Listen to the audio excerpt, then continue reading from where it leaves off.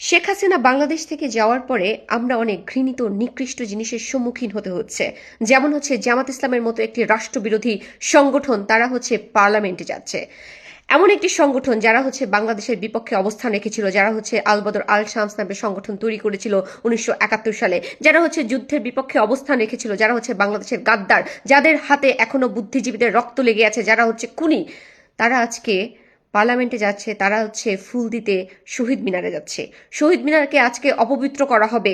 যেভাবে হচ্ছে জামাত ইসলাম বেগানা নারীকে দেখলে আস্তাগফিরুল্লাহ বলে, অজু করে, একইভাবে আজকে শহীদ মিনারে যদি তারা যায় তাহলে শহীদ মিনারকে অপবিত্র করা হবে, শহীদ মিনারে অজু করাইতে হবে, শহীদ মিনারকে আজকে অপমানিত করা হবে।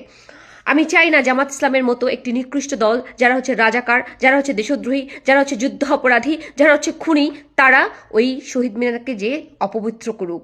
বাংলাদেশের প্রত্যেকটা মুক্তিকামী জনগণ, প্রত্যেকটা হচ্ছে দেশপ্রেমিক জনগণকে আমি বলবো যে জামাত ইসলামকে ঠেকাইতে, তারা যেন কোনোভাবেই শহীদ মিনারে যে ফুল দিতে না পারে। আমার ভাইয়ের রক্তে রাঙানো 21শে ফেব্রুয়ারি আমি কি ভুলিতে পারি?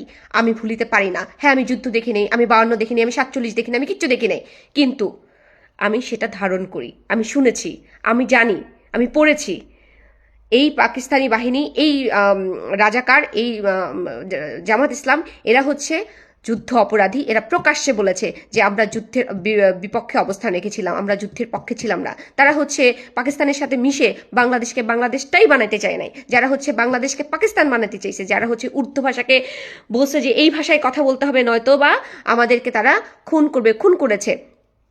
আজকে আমরা উর্দু ভাষায় কথা বলতাম, আজকে আমরা বাংলা ভাষায় কথা বলতে পারছি, বাংলা ভাষায় নিজেকে বহির্বিশ্বে নিজেদেরকে বাংলাদেশি হিসেবে পরিচয় দিতে পারছি, যাদের কারণে যারা আজকে মৃত্যুবরণ করেছে, যারা এই ভাষার জন্য আন্দোলন করেছে, তাদের সাথে বেইমানি করা হবে যদি জামাত ইসলাম শহীদ